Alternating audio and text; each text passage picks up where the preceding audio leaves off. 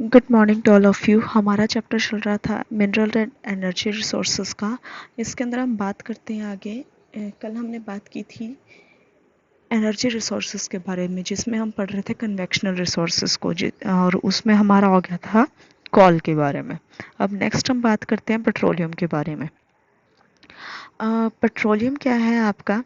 ये आपका टर्शरी जो एज की रॉक्स है, यानी जिस टाइम पीरियड पर आपका गोंडवाना लैंड और अंगारा लैंड अलग हुआ था। आपको मैंने कल बताया था गोंडवाना लैंड और अंगारा लैंड के बारे में।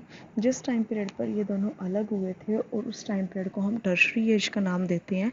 उस टाइम पीरियड पर जो रॉक्स डेवलप हुई थी, उन रॉक्स के अंदर हमें पेट्रोलियम पाया जाता है। 63% जो आपका पेट्रोलियम है इंडिया का, वो बॉम्बे हाई से पाया जाता है। 18% गुजरात के अंकलेश्वर एयरफील्ड जो ऑयल फील्ड है जो वहाँ से पाया जाता है। और बाकी बचा हुआ 16% आपका आसाम के अंदर से निकाला जाता है, जहाँ पर आपका डिगबोई आ जाएगा, नाहरकटी आ जाएगा और मरोम हजारिंग ऑयल फील्ड्स आ जाएंगे। जो डिगबोई है वो यहाँ की, या फिर कह सकते हो इंडिया की सबसे पुरानी क्या है, पेट्रोलियम ऑयल फील्ड है। पेट्रोलियम रिफाइनरीज़ के अंदर यहाँ पर आपकी नोडाल जो इंडस्ट्रीज़ हैं, जिसके अंदर से आपका सिंथेटिक्स, फर्टिलाइज़र्स और न्यूमरस केमिकल इंडस्ट्रीज़ जो है वो चलती है। यानी जो पेट्रोलियम रिफाइनरी है, सिर्फ और सिर्फ पेट्रोलियम का काम नहीं करती है कि वहाँ से पेट्रोलियम को ही प्योरीफाई किया जाता है, बल्कि उससे निकलने वाली जितने भी केमिकल्स हैं उनको डिफरेंट डिफरेंट फॉर्म्स में हम उसका यूज़ करते हैं और डिफरेंट डिफरेंट चीज़ों के लिए उसको आगे भेजा जाता है। नेक्स्ट आता है नेचुरल गैस। अब जिस भी एरिया के अंदर आपको पेट्रोलियम पाया जाएगा, उसके पेट्रोलियम के ऊपर एक लेयर की फॉर्म में पाई जाती है नेचुरल गैस। अब इसके बारे में देख लीजिएगा। Environment friendly owing low carbon dioxide emissions, यानी जो आपकी नेचुरल गैस होती है, इसके अंदर कार्बन डाइऑक्साइड जो है कम पाया जाता है। ये एनवायरमेंटल फ्रेंडली होती है। यूज़ एज सीएनजी, ये सीएनजी की फॉर्म में जो व्हीकल्स हैं उनके अंदर यूज़ की जाती है। अब सीएनजी क्या होता है? कंप्रेस्ड नेचुरल गैस होता है ये, जिसके अंदर हम क्या करते हैं, उसको कंप्रेस करके हम इसका यूज़ करते हैं। कहाँ कहाँ पर पाई जाती है? कृष्णा गोदावरी बेसिन्स में पाई जाती है, गल्फ ऑफ कैम्बे में पाई जाती है। इसके अलावा अंडमान निकोबार आइलैंड्स में पाई जाती है और बॉम्बे हाई में सबसे ज़्यादा पाई जाती है। ठीक है।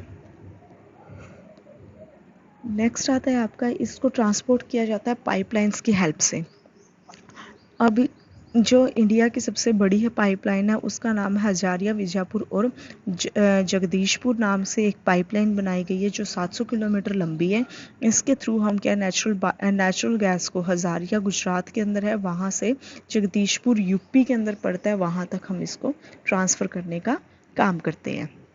नेक्स्ट आता है इलेक्ट्रिसिटी। इलेक्ट्रिसिटी क्या होता है? इलेक्ट्रिसिटी पर कैपिटा कंजप्शन की हेल्प से हम क्या है, इंडिया जो इसको डेवलप करने का काम किया जाता है। अब हाइड्रो इलेक्ट्रिसिटी जो है वो वाटर की हेल्प से बनाई जाती है। भाखड़ा नंगल डैम और दामोदर वैली जो प्रोजेक्ट है वो इसको जनरेट करने का काम करते हैं। थर्मल इलेक्ट्रिसिटी जो कॉल से बनाई जाती है, पेट्रोलियम से और नेचुरल गैस से बनाई जाती है। इसके अलावा ये जो है आपका इंडिया के अंदर अप्रोक्सीमेटली 310 जो थर्मल प्लांट्स है, जिसमें आपका कोल, पेट्रोलियम और नेचुरल गैस की हेल्प से इलेक्ट्रिसिटी डेवलप करने का काम किया जाता है। नेक्स्ट आते हैं आपके नॉन कन्वेक्शनल एनर्जी रिसोर्सेज। अब नॉन कन्वेक्शनल एनर्जी रिसोर्सेज कौन से होते हैं? हमने कल भी बात की थी। नॉन कन्वेक्शनल वो रिसोर्सेज होते हैं जिनको हम दोबारा से रिन्यू कर सकते हैं, यानी जिसको हम दोबारा से बना सकते हैं। अब इसके अंदर सबसे पहले आता है न्यूक्लियर और atomic energy. Nuclear atomic energy के अंदर आता है आपका, ये ऑब्टेन की जाती है आपके एटॉमिक स्ट्रक्चर्स की हेल्प से। अब आपने साइंस में कभी पढ़ा भी होगा कि जो एटम्स होते हैं, एटम्स का जब रिएक्शन किया जाता है तो वो ज़्यादा से ज़्यादा बढ़ने शुरू हो जाते हैं। पहले एक या दूसरे के साथ होता है, फिर वहाँ से 2 से 4 में कन्वर्ट होते हैं, 4 से 8 में, 8 से 16 में, तो इस तरह से ये डबल होते चले जाते हैं जब तक उनके अंदर कोई दूसरा सब्सटेंस ऐड ना किया जाए तब तक वो अपनी रिएक्शन बनाते चले जाते हैं। तो इसी तरह से इसने क्या है कि जो एक एटॉमिक स्ट्रक्चर बनाया जाता है जिसकी हेल्प से यहाँ पर क्या किया जाता है, एटॉमिक एनर्जी डेवलप की जाती है। इलेक्ट्रिक पावर जो है वो प्रोड्यूस की जाती है और एनर्जी रिलीज़ करने का यहाँ पर एक प्रोसेस शुरू हो जाता है। इसके अलावा यूरेनियम थोरियम को भी इसके अंदर यूज़ किया जाता है, जो कि आपका अवेलेबल कहाँ से होता है, झारखंड हो गया, राजस्थान हो गया, केरला हो गया, यहाँ से आपका काफ़ी अच्छी क्वांटिटी के अंदर न्यूक्लियर और एटॉम ये यूरेनियम थोरियम इनको प्रोड्यूस किया जाता है, जो कि आपके न्यूक्लियर पावर प्लांट को जनरेट करने में हेल्प करते हैं। नेक्स्ट आता है आपका सोलर एनर्जी। सोलर एनर्जी आपको पता ही है कि जो सन से हमें जो रेज मिलती हैं उसकी हेल्प से जो इलेक्ट्रिसिटी प्रोड्यूस की जाती है उसको हम सोलर एनर्जी कहते हैं। ये आपकी क्या है, ये और फोटोवोल्टिक जो टेक्नोलॉजी है उसकी हेल्प से जो उसको कन्वर्ट किया जाता है सनलाइट से इलेक्ट्रिक एनर्जी के अंदर। ये लार्जेस्ट जो सोलर प्लांट होता है इंडिया का वो आपका है कहाँ पर, ये मेधापुर जो भुज के अंदर, गुजरात के अंदर भुज एक डिस्ट्रिक्ट है, वहाँ पर मेधापुर नाम का एक जगह है, वहाँ पर सबसे बड़ा सोलर पावर प्लांट डेवलप किया गया है, जिसके अंदर से आपकी काफ़ी ज़्यादा इलेक्ट्रिसिटी को प्रोड्यूस करने का काम किया जाता है। फिर आता है विंड एनर्जी। विंड एनर्जी जो है लार्जेस्ट फॉर्म है जिसके हेल्प से यहाँ पर तमिलनाडु के पास एक एरिया है जिसका नाम है नागरकोइल और मुद्रई के बीच में यहाँ पर एक एरिया है, वहाँ पर आपका ये विंड एनर्जी को कलेक्ट करने का काम किया जाता है। आंध्र प्रदेश हो गया, कर्नाटक हो गया, गुजरात, केरला, लक्षद्वीप, महाराष्ट्र, यहाँ पर भी काफ़ी अच्छे जो विंड फार्म्स है वो बनाए गए हैं, काफ़ी ज़्यादा इंपॉर्टेंट विंड फार्म्स बनाए गए हैं जो इलेक्ट्रिसिटी प्रोड्यूस करने का काम करते हैं।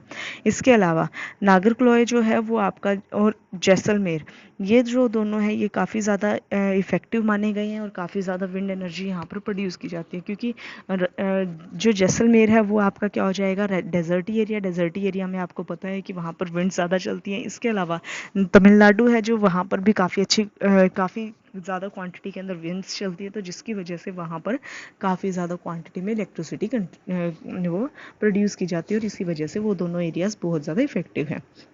नेक्स्ट इसके बाद आता है बायोगैस। अब बायोगैस जो है नाम से ही पता चल रहा है, यानी जो बायोलॉजिकल जो चीज़ें पाई जाती हैं उनकी हेल्प से जो आपके ये एनर्जी प्रोड्यूस करने का काम किया जाता है उसको हम बायोगैस बोलते हैं। इसके अंदर हम लेते हैं शर्ब्स ले लेंगे, फार्म वेस्ट ले लिया जाएगा, एनिमल्स और ह्यूमंस का वेस्ट ले लिया जाता है, उनकी हेल्प से बायोगैस को डेवलप किया जाता है और ये आपका रूरल एरिया के अंदर डोमेस्टिक कंजप्शन के लिए इसको यूज़ किया जाता है। इसके अलावा डिकम्पोज कर लिया जाता है, जो ऑर्गेनिक मैटर्स होता है उसको गैस बना लिया जाता है और बाद इससे यहाँ पर high thermal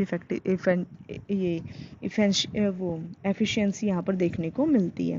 tidal energy. Tidal energy क्या है, फ्लड गेट्स, डैम्स जो बनाए जाते हैं, जो आपके बिल्ड किए जाते हैं जब ओशियन के अंदर टाइड्स आते हैं, उस टाइम पीरियड पर यहाँ पर जनरेट की जाती है इलेक्ट्रिसिटी।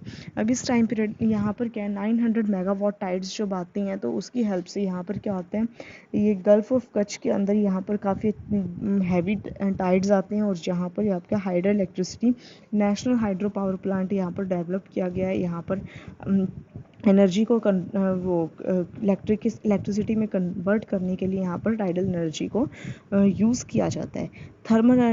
जियो थर्मल एनर्जी, ये क्या है आपकी जो हीट और जो इलेक्ट्रिसिटी प्रोड्यूस की जाती है, ये किसके थ्रू, जो हीट अंदर से निकलती है, यानी अर्थ से जो हीट निकलती है उसकी हेल्प से जो प्रोड्यूस की जाती है उसको जियोथर्मल एनर्जी बोला जाता है। ये क्या है, जो स्ट्रीम निकलती है अर्थ सरफेस से, क्योंकि जब हमारी अर्थ सरफेस जब गर्म हो जाती है उसकी सनरेज की वजह से, तो वहाँ से क्या है, हीट निकलना या स्ट्रीम निकलना शुरू हो जाती है, तो उन हीट और स्ट्रीम्स को कलेक्ट कर लिया जाता है और उसकी हेल्प से यहाँ पर इलेक्ट्रिसिटी प्रोड्यूस की जाती है।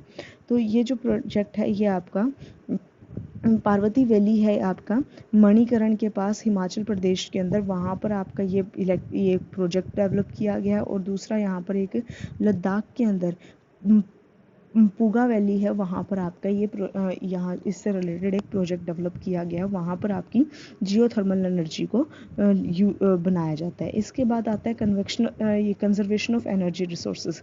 अब नो डाउट एनर्जी जो है बेसिक रिक्वायरमेंट है किसी भी इकोनॉमिक डेवलपमेंट के लिए।